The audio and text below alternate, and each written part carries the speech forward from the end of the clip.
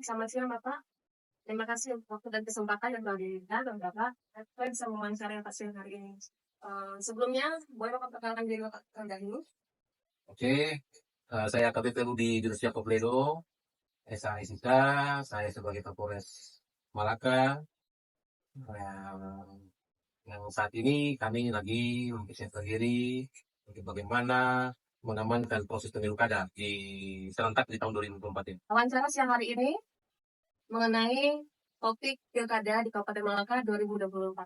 Pertanyaan pertamanya untuk Bapak, Oke, silakan. bagaimana Bapak menilai kesiapan anggota Bapak di lapangan untuk menghadapi Pilkada di tahun ini? Oh, kalau untuk mengenai kesiapan, tentunya kami sudah siap untuk mengamankan pemilu kada. Dalam ini mulai dari hal kesiapan personil, kesiapan sarana prasarana, kesiapan tentunya cara bertindak nanti di lapangan, kesiapan-kesiapan terkait dengan metode pengamanan itu sudah kami persiapkan. Dan kami tentunya siap untuk mengamankan pemilu kada serentak di tahun ini. Oke, baik. Pertanyaan berikutnya Bapak, apa yang menjadi fokus utama kepolisian dalam menjaga keamanan selama proses pemilihan tahun 2024 ini? Tentunya fokus utamanya adalah bagaimana pemilu kada ini bisa berjalan, ya, berjalan dengan aman, lancar, masyarakat bisa memberikan suaranya, dan mereka bisa mendapatkan pemimpin yang berkualitas dan yang fokus kepada peningkatan kesejahteraan masyarakat. Baik. Berikutnya Pak, apa langkah-langkah yang telah disiapkan oleh kepolisian untuk mengamankan pilkada di Kabupaten Malaka tahun 2024? Langkah-langkah kepolisian sih tentunya sama ya. Kami mempunyai bentuk 3 strategi. Itu ada strategi preventif, dan juga represif. Jadi sudah dari tahap awal-awal pelaksanaan pemilu kada, kami tentunya sudah memulai dengan kegiatan-kegiatan di strategi preventifnya, yaitu mulai dari kegiatan edukasi, sambang, kemudian di preventifnya tentunya pelaksanaan patroli dialogis. Nah, di sana juga kita selipkan lagi untuk edukasi. Ada juga kegiatan di ranah preventifnya yang tadi di pertama adalah kegiatan Jumat Curhat, itu sudah dirutin dilaksanakan. Kemudian bagaimana hadir di Polri Peduli terhadap kemanusiaan dengan bentuk pelaksanaan kegiatan bantuan sosial dan juga bakti sosial itu kita laksanakan bergabung dengan masyarakat. Patroli dialogis tadi itu dilakukan oleh seluruh jajaran baik dari Polsek sampai ke Polres, dan itu kita laksanakan di sini tujuan untuk mencegah supaya tidak ada timbul niat-niat jahat dan kita membatasi untuk kesempatan dari para pelaku-pelaku tindak pidana dan juga penegakan hukum represif. Itu yang giat-giat yang kami sudah laksanakan. Ya, baik.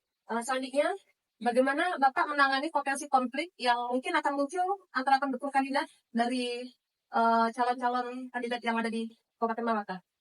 Oke, untuk menangani potensi konflik, tentunya kita memang dari awal sudah membuat satu peta potensi konflik. Tentunya karena kita sudah membuat petanya, maka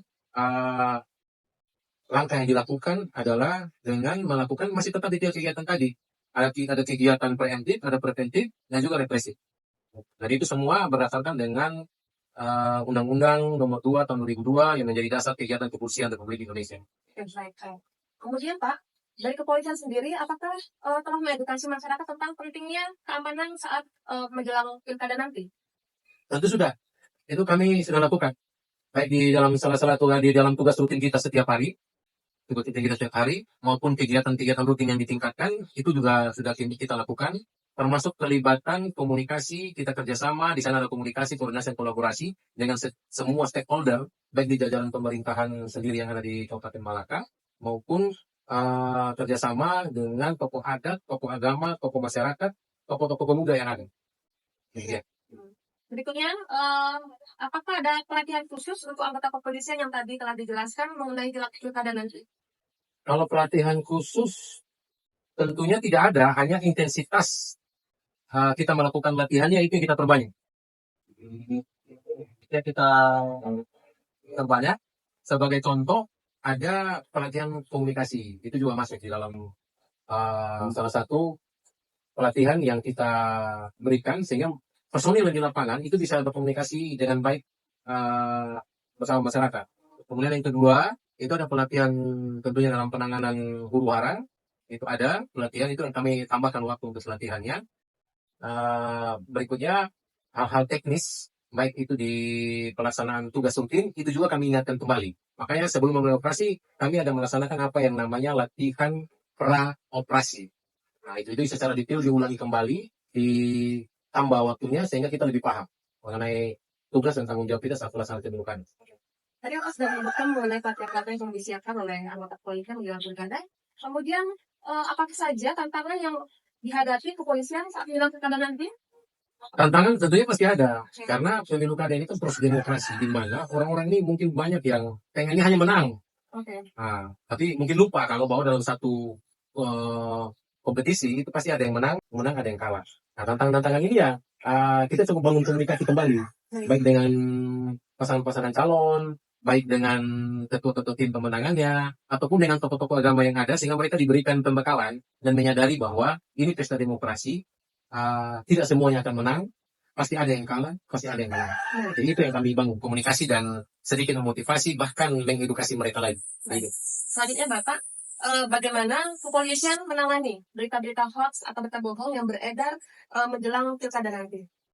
Oke, terkait dengan berita hoax, pertama kalau langkah polisi adalah, itu sudah kami ingatkan pada saat di kegiatan preemptif, baik di Sambang, baik di kegiatan Jumat Surat sudah kami ingatkan. Kami berkolaborasi juga dengan stakeholder di pemerintahan, di sini adalah Kominfo, bersama-sama membuka ruang-ruang dengan nomor-nomor pengaduan yang bisa dimanfaatkan masyarakat, menanyakan apakah berita ini benar atau tidak.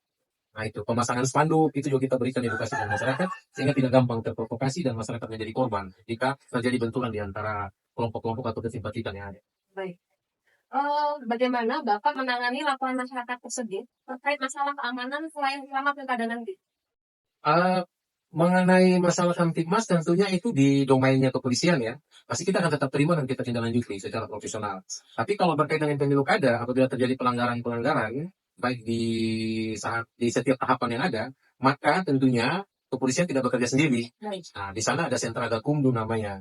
Jadi akan dilaporkan dulu ke Bawaslu, Bawaslu akan menganalisa apakah ini ada unsur pidananya atau tidak. Nah, jika tidak akan dihentikan, jika ada maka akan diteruskan pembahasannya di sentra gakumdu. Di mana sentra gakumdu itu ada dari Bawaslu, ada dari Kejaksaan, dan juga ada dari kepolisian. Dan kita akan bersama-sama kolaborasi menindaklanjuti secara cepat, sehingga tidak akan menimbulkan hal-hal yang dapat memicu satu kejadian lanjutan yang lebih besar. Kemudian Bapak, apa saja langkah-langkah yang diambil oleh kepolisian sendiri untuk memastikan lokasi pemungutan suara nanti akan aman kembali?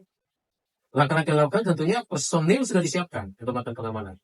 Tentunya dengan tambahan-tambahan bagaimana kita bisa melakukan pengamatan secara umum sampai ke pengamatan secara khusus kepada hal-hal yang mungkin akan mengganggu kelancaran dalam pelaksanaan ataupun proses pencoblosan nanti di TPS. Jadi masyarakat tidak perlu khawatir, cukup datang, duduk, menunggu dan memberikan suara. Hal-hal mengenai keamanan itu adalah tanggung jawab dalam hal ini saat ini adalah TNI Polri yang sudah ditugaskan di lapangan. Pertanyaan terakhir Bapak, apa saja atau apa harapan Bapak sendiri untuk keamanan pilkada di tahun 2024? Harapannya tentunya pilkada ini berjalan dengan lancar. Bagaimana itu bisa kita capai? Ya harapannya adalah masyarakat harus lebih cerdas lah. Masyarakat harus lebih cerdas, harus bisa menganalisa apakah ini akan menguntungkan bagi kita atau tidak, apakah ini akan berdampak positif atau negatif kepada kita. Karena dalam pesta demokrasi ini tentunya banyak pihak yang memiliki kepentingan. Jadi masing-masing masyarakat silakan berdoa bagi pasangan-pasangan calonnya, dan saat memilih masuklah dan memilih dengan hati nurani. Nah, demikian. Terima kasih Bapak untuk kesempatan waktunya telah memberikan masukan edukasi kepada kami semua untuk menjelang pilkada tahun 2024 ini khususnya di Kabupaten Malaka sendiri. Semoga kiranya Bapak selalu senantiasa sehat dalam menjalankan tugas dan tanggung jawab saat jelang pilkada tahun 2024. Semoga memberkati. Tuhan memberkati juga.